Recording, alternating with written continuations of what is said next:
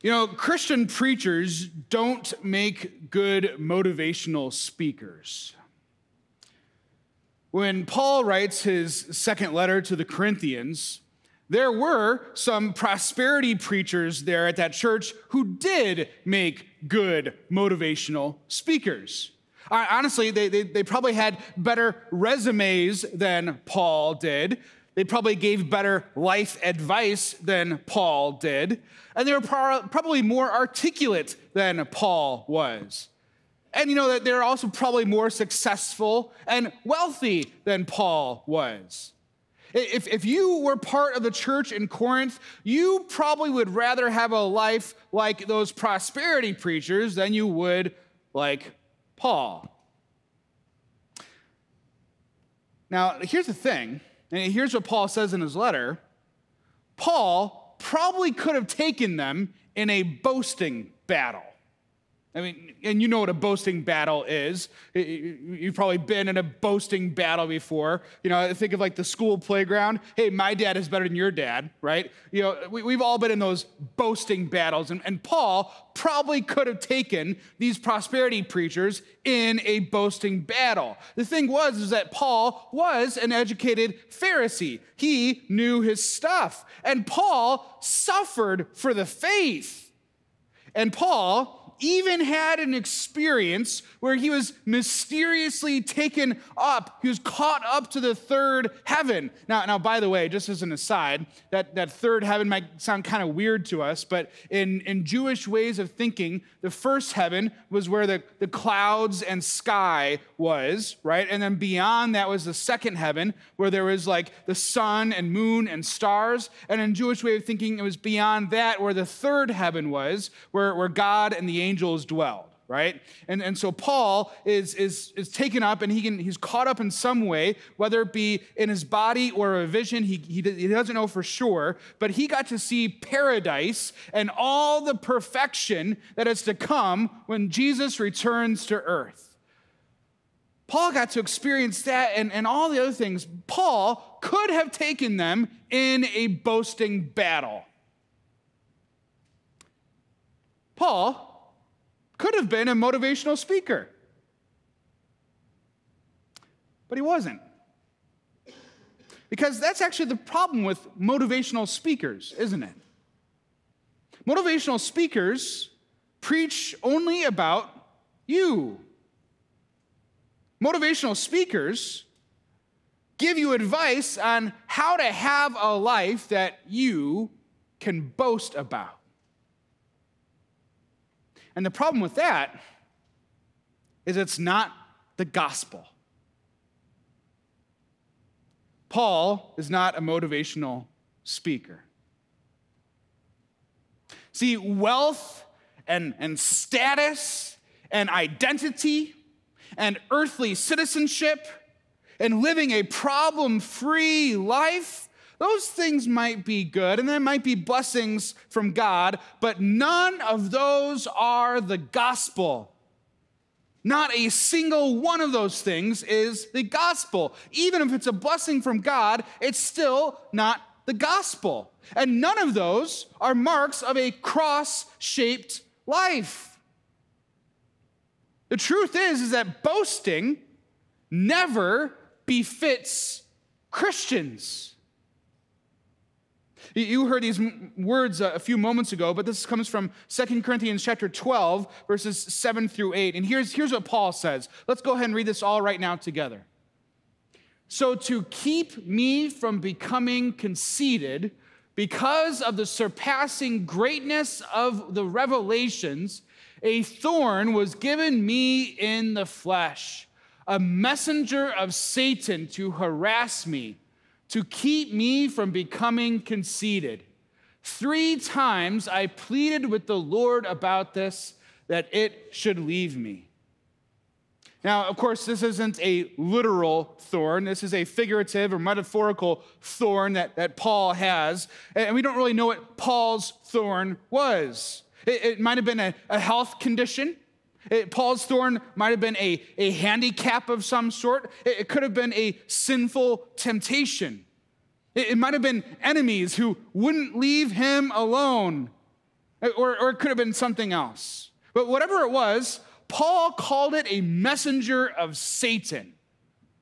I don't know if you're a gardener. If you're a gardener, maybe you work with thorns on a regular basis, right? I think that's a good image for when you actually get stabbed by a real thorn. It feels like a messenger of Satan, right? Same is true for figurative thorns. He calls them messengers of Satan, visitors from hell.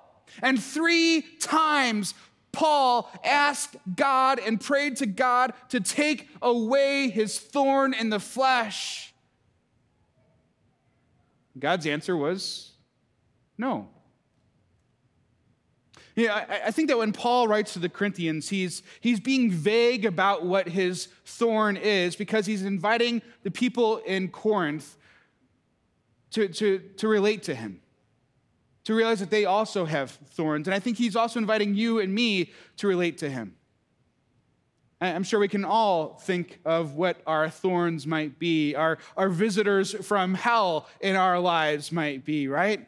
And it might be something like what Paul was experiencing. It could have been a health condition or a handicap. It might have been a sinful temptation or maybe enemies who don't leave you alone.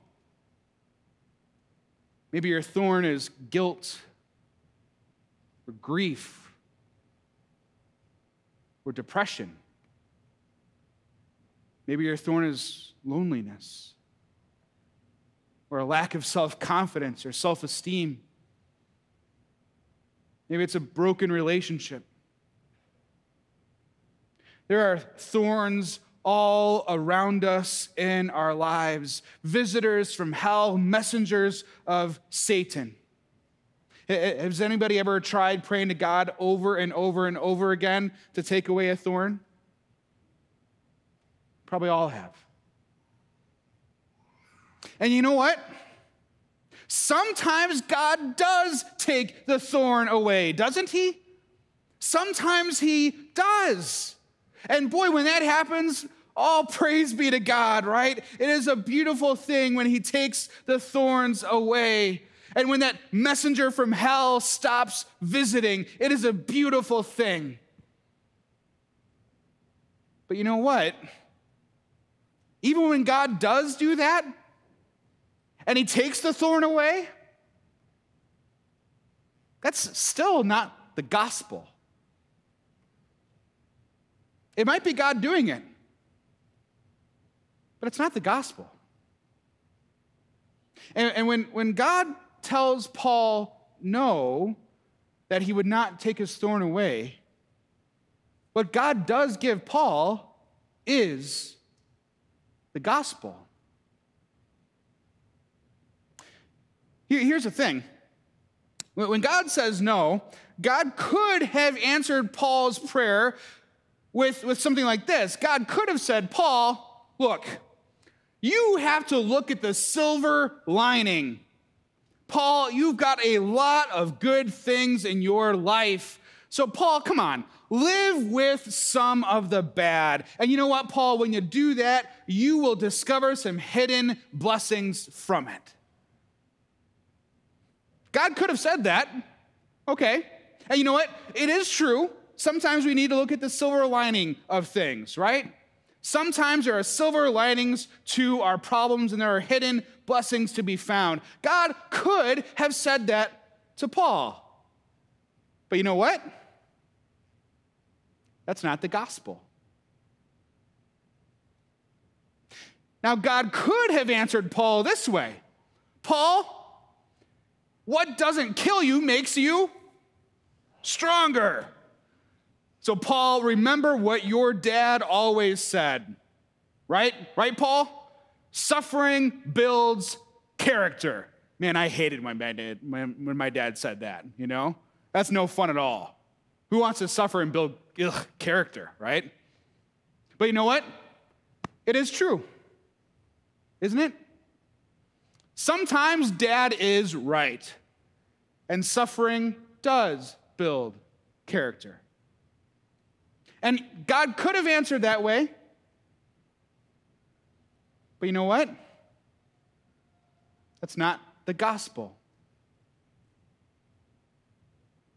Now, God could have answered Paul this way. He could have said, Paul, I am fed up. Stop your whining. Cut it out, Paul. Paul, you've got the faith to handle this. So, Paul, look inside yourself and find the strength to endure. And you know what? I hate to admit it, but sometimes that is true, isn't it? Sometimes it's true that we just need to grit our teeth and bear it. And God could have said that to Paul. But you know what? That's not the gospel. Now, the truth is that regardless of whether any of these might be true, God does not answer our prayers this way. And they might be true, and sometimes God does answer our prayers with a yes, and he takes away the thorn, and God be praised, but that's not the gospel. None of these are the gospel either, even if they are true sometimes. No, what God answers Paul when he says no, God still gives Paul the answer. And he gives him an answer that is always true for any problem. God answered Paul with the gospel. And so 2 Corinthians 12, verse 9, God says this to Paul. My grace is sufficient for you, for my power is made perfect in weakness. Now, I want you to stop yourself right now and pause, because you know what? As human beings, our brains are not really wired for this kind of answer. You know, because I think that when most of us pray, we already know what the right answer that God should be giving us is, right? I think that if any of us could, we'd all sign up for the job as God's advisor. Hey, God, you know, here's the right answer here, right? We would love that job. And this answer to us as humans sounds foreign. So hear these words again. My grace is sufficient for you, for my power is made perfect in weakness. You know, the problem with all those other answers that we looked at, the problem with all the other answers is that they all have the wrong focus. Every single one of them points to living a better, happier, stronger, easier life. And you know what? Who wouldn't want to live a life like that, right? And if you do live a life like that, or you have any of those things, those are still gifts and blessings from God, but they are not the gospel. The only answer that always works for any problem is not the one that points to you and the kind of life that you live. It's the answer that only points to Jesus. And that is the gospel. See, here's what Jesus does. Jesus makes his life like ours by living with thorns. Jesus lives a life in those figurative, metaphorical thorns with us, right? I mean, he was born in a manger. Jesus was directly tempted by Satan. And not only that, but Jesus takes on a literal crown of thorns when he's crucified for you and for me. Jesus knows thorns. And friends, when Jesus does that, when he joins us in our thorns, when you and I have our thorns, our lives look cross-shaped. Our thorns and our suffering and our weakness makes us look like Jesus. It shapes our lives like the cross. Except our lives are also not just shaped like the cross. Our lives are shaped by the cross. Here's the truth. True eternal relief does not come by removing today's thorn. Let me say that again. True eternal relief does not come by removing today's thorn. What you're looking for and trying to pluck those thorns in life right now, you won't find by plucking those thorns. No, true eternal relief only comes by the powerful weakness of Jesus' cross. Here's the thing about thorns, is that they expose the truth about us. They expose that we are weak, that we suffer and we sin and we die, and it is only by the power of Christ that we find perfect relief. And here's the truth about thorns, is that you and I have an even bigger thorn that we are all too comfortable living with. We are sinners, and sin leads to death, and death leads to eternal death. And that is the thorn that we need plucked. And that's what Jesus does for us. And that's the thorn that when plucked gives us eternal relief. See, our thorns and our weakness and our suffering expose us for who we are. That who we are as people who are dependent on God always. They actually show us the truth. And the truth is this, that even in the resurrection, when you will have a perfect body, and in the resurrection, when you will live a perfect life, and in the resurrection, when you will live in a perfect world, you're still going to be completely dependent on Jesus. It will always be true. And you know, Independence Day celebration aside, you and I as sinners, we like to think of ourselves as independent people. We want it our way. We want to be in control. We want to live the kind of life we want to live. And quite frankly, we don't really want somebody like God telling us what we can and can't do. We want to live for ourselves, and we would happily take God's job in our own lives. But thorns expose the truth. That for as much as we want to be independent, we are completely dependent on God. And that's the way it will be for eternity. And we couldn't have it any better than that. Our weaknesses reveal reality. That we have the same dependence on God now and today that we will have forever. And that's why Christians boast in their weakness. Because boasting in weakness is being honest about the truth that our relationship with God is one of utter, eternal dependence. And so, friends, I want you to listen to this good news that I have for you.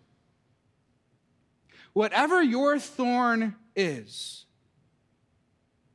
whatever weaknesses you have, whatever problems you face, hear this gospel. God's grace in Jesus is sufficient for you. And God's grace in Jesus is up to the task. And God's grace in Jesus can handle your weakness. Jesus has died for you, and Jesus is risen for you, and Jesus reigns as the ascended King on high for you, and Jesus promises to return again for you. And friend, you will see just how perfect his power is over your suffering and over your sin and even over your death. His grace is sufficient for you. His power is made perfect in your weakness. But that's why Christian preachers don't make very good motivational speakers. Trinity, soon you're going to be looking for a new senior pastor. And I'll say this, if you are unfortunate, you won't get a pastor that's as handsome. Well, that's not a joke. Okay, fine. Or you won't find a pastor that's as funny. Oh, come on, guys. All right. Or a pastor who likes Star Wars as much as I do. But you know what? That's all boasting. And none of that actually matters. But if you are fortunate, you will find a pastor who boasts in weakness. And you'll find a pastor who reminds you that Christ's grace is sufficient for you. And you'll find a pastor who reminds you that the power of Jesus is made perfect in your weakness. And you'll find a pastor who preaches not about you, but about Jesus. And if you find a pastor like that, you will have it made. In Jesus' name, amen.